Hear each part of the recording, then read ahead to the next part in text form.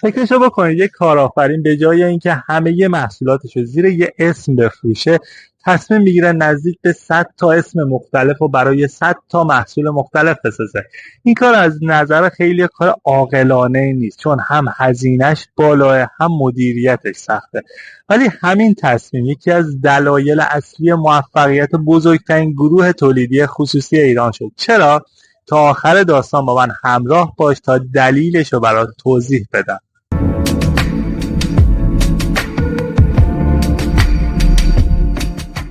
درود به همه دوستان عزیز خانواده وبیکس 24. خیلی خوشحالم امروز در کنار شما هستم. اگه تازه با این چنل آشنا شدی خواهش میکنم دکمه سابسکرایب با زنگوله کنارش رو بزنید، چون هر هفته یه داستان واقعی از یه برند یا یه آدم موفق میارم براتون که همراه با درس واقعی کسب و کاره.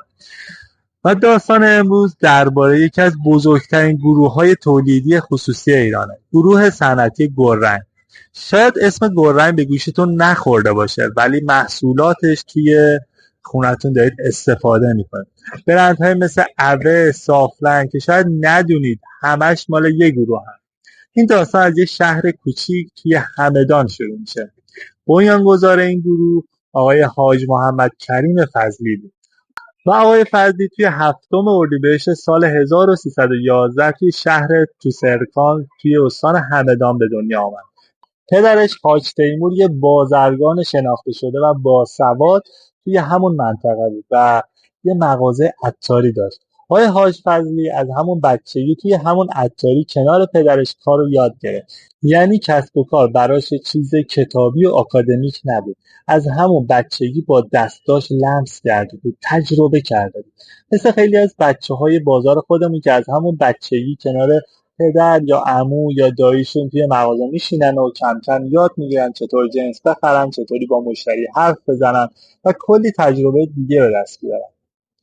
و آقای فضلی سالها بعد، سال 1351، یعنی حتی قبل از انقلاب، شرکتی به اسم پاکشور رو تأسیس کرد.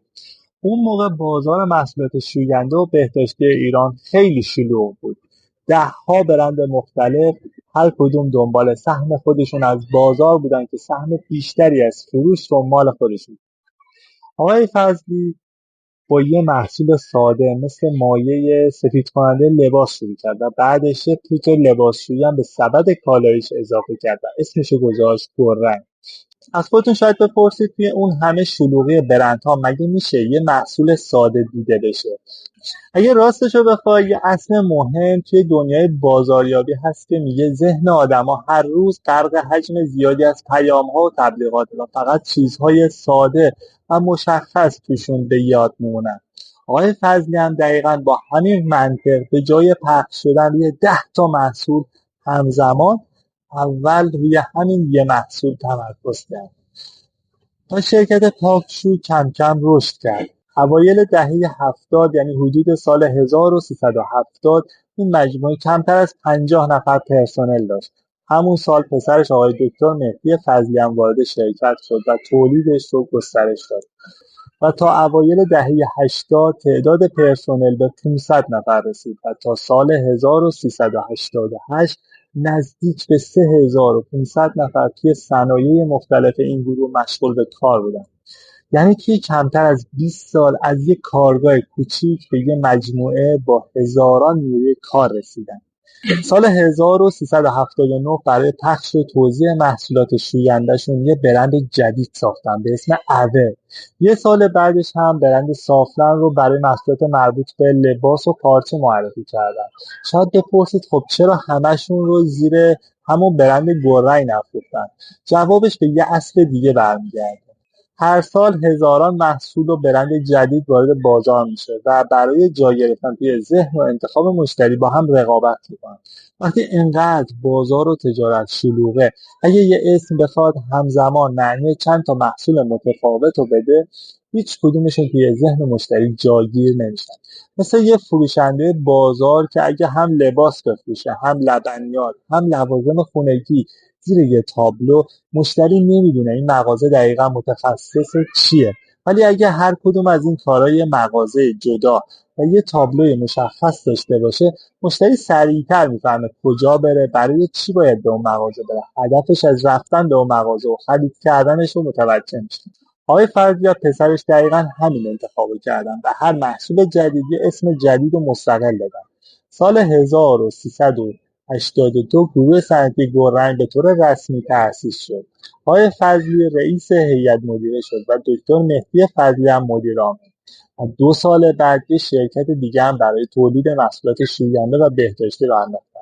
سال 1386 اولین کارخونه مواد غذاییشون رو راه اندازی کردن و یه مجموعه بزرگ شیمیایی با 5 تا کارخونه هم به بهره برداری رسید.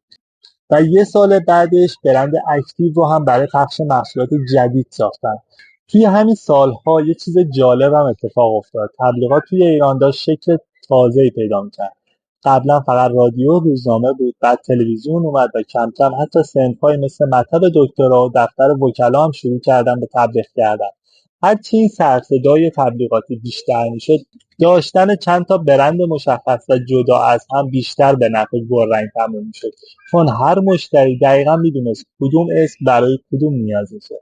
آقای فضلی توی همین سالها چند تا جایزه ملی هم گرفت، از جمله لوح برترین کارآفرین کشور توی سال 1384 و یه تندیس طلایی توی یه جشنواره اقتصاد سبز. ولی یه نکته جالبتر این بود که آذر سال 1392 یه مؤسسه خیریه به اسم خودشون راه اندازی کردن. این خیریه دنبال ایتام، کمک هزینه جهیزیه و ازدواج، کمک هزینه درمان و کمک به آسیب دیده‌های حوادث طبیعی بود. گروه گلرنگ بعدها حتی با سازمان یونیسف هم قرارداد همکاری بست. مثل یه مغازه‌دار محل که وقتی بازار کارش گرفت فراموش نمیکنه همون محلی که توش بزرگ شده و داخلش رشد کرده، که یه بخشی از سودش رو برمیگردونه به اهالی همون محل، یعنی بهشون کمک میکنه، بهشون به انواع مختلف کمک میکنه. ولی مسیر گروه صنعتی گلرنگ همیشه صاف و هموار نبود. تحریم‌های بین‌المللی روی ایران مستقیم روی کسب و کار آقای فضلی هم تأثیر گذاشت. انتقال ارز سخت شده بود، خرید مواد اولیه و ماشین‌آلات روز دنیا گران‌تر و پیچیده‌تر شده بود. از اون طرف وقتی بعضی از تحریم‌ها کم‌رنگ‌تر شد، برندهای بزرگ خارجی که اسمشون از قبل توی ذهن مردم دنیا جا باز کرده بودن، وارد بازار ایران شدن. رقابت با اسم‌هایی که سالها بود مردم میشناختنشون کار ساده‌ای نبود. مثل یه مغازه‌دار محلی که سالها بدون رقیب بزرگ کار کرده، حالا یه فروشگاه زنجیره‌ای بزرگ و معروف درست کنار مغازش افتتاح میشه. خانواده فضلی به جای اینکه عقب نشینی کنن، یه برنامه جامع برای دوران بعد از تحریم آماده کردن. تمرکز کردن روی همون کاری که همیشه بلد بودن، ساختن برندهای مشخص و قابل اعتماد برای هر بخش از بازار. همین تمرکز باعث شد وقتی رقابت سخت‌تر شد، مشتریای قدیمی گلرنگ باز هم بهشون وفادار بمونن. و سال 1393 گلرنگ یه مجتمع تجاری فرهنگی بزرگ به اسم کوروشمار رو افتتاح کرد که یکی از بزرگترین سینماهای ایران هم توش ساخته شد. گروه گلرنگ کم کم وارد حوزه‌های دیگه هم شد: مواد غذایی، آرایشی، ساختمانی، پخش و لوجستیک، رسانه و حتی محصولات دام و طیور. سال 1399 آقای محمد کریم فضلی از دنیا رفت است. این خبر برای کل مجموعه گلرنگ و خیلی از کارآفرینای ایرانی خبر ناگواری بود. ولی نکته مهم اینه که خیلی از کسب و کارهای خانوادگی وقتی مدیریت از نسل اول به نسل دوم میرسه دچار اختلاف و افت میشن. توی گلرنگ این اتفاق نیفتاد، چون که آقای فضلی سالها قبل از رفتنش پسرش دکتر مهدی فضلی رو کنار خودش پرورش داده بود. برای همین انتقال مدیریت نه تنها مجموعه رو به عقب برنگردون، بلکه باعث شد گلرنگ به یه هلدینگ بزرگتر تبدیل بشه. مثل یه مغازه‌دار که از همون اول پسرش رو کنار خودش میشینه و کم کم کار رو یادش میده. اینجوری نیست که یهو کلید مغازه رو بدون هیچ آموزشی دست پسرش بده. سالها بهش آموزش میده، بعد کم کم کم کم یکی یکی مسئولیت ها رو بهش پسرش واگذار میکنه و بعد تمام کار رو به پسرش میسپاره. امروز گروه صنعتی گلرنگ نزدیک به 100 برند مختلف داره توی صنایع شوینده و بهداشتی، آرایشی، مواد غذایی، ساختمانی، پست و لوجستیک، خرده فروشی و رسانه و هدف بلند مدتشون هم مشخصه: قرار گرفتن توی لیست 500 شرکت برتر دنیا و حضور جدی‌تر توی بازارهای بین‌المللی. از این داستان چند تا درس ساده میتونیم بگیریم، اما مهم. اول اینکه ذهن مشتری ظرفیت محدودی داره، پس سعی نکن با پیام‌های زیاد و پراکنده گیجش کنی، سردرگمش کنی. دوم، هر محصول جدید یه فرصت تازه است برای ساختن یه تصویر تمیز توی ذهن مشتری. این فرصت رو با شلوغ‌کاری و ازدحام خرابش نکن. سوم، وقتی رقابت سخت میشه به جای ترسیدن و عقب نشینی کردن برگرد به همون چیزی که همیشه توش قوی بودی و مهارت داشتی.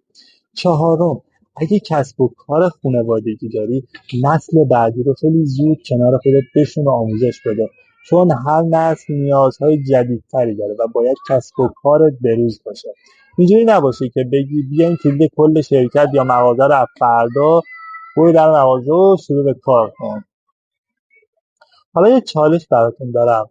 توی کامنت ها برام بنویسید توی محل زندگی خودتون کدوم مغازه یا کسب و کار رو دیدید که چند تا کار مختلف رو زیر یه اسم و برند انجام بده و همین باعث شده مشتری گیج بشه، سردرگم بشه. دوست دارم ببینم کسی رو میشناسید که همچون کاری کرده باشه.